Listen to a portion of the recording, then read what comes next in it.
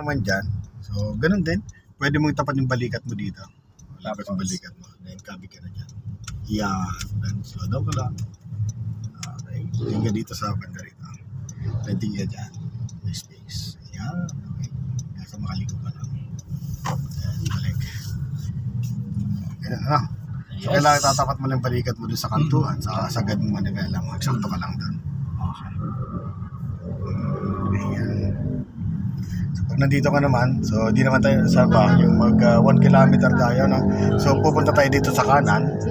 Ano, tingin ka muna dito. Signal ka rin muna, signal. So tingin ka muna dito. Okay, so ito nagbigay siya. Dagdagan mo yung gas mo muna. Okay. Ngayon, bawasan mo ng konti. Then, paalipat ka dito, dahan-dahan lang. Good.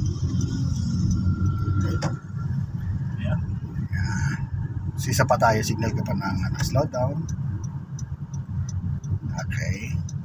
Signal, tingin ka dito sa mirror. Kung mayroon sakyan, pagkalagpas itong bias, no? So, slow down ka muna. Okay, kabi ka ng konti. Good. Then, balik.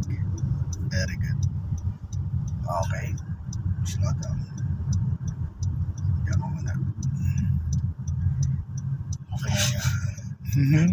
So kailangan makuha pa natin yung isa pang lane pala. Start ka muna.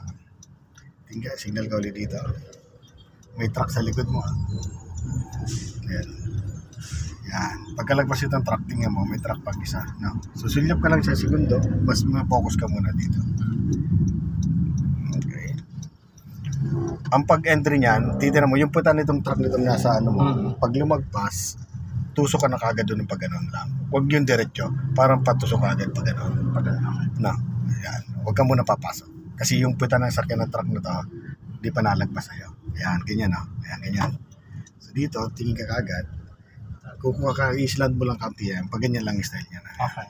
Ayan no. Hanggang sa makapasok ka ng dahan-dahan lang. Sige, pagkalagpas itong ano to. Okay. Ayan. Ayan no. O, ayan, nalagpas na yung puta niya. Okay, slow down. Ayan.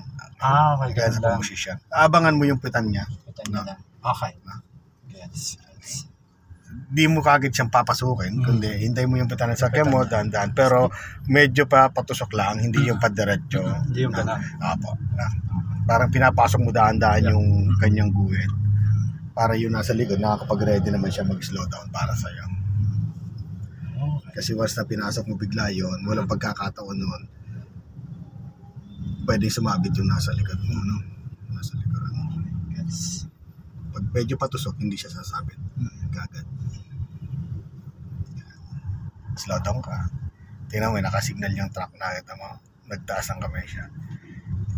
Kumbaga, parang gusto niya lumipat dito sa kanan na to. Yan.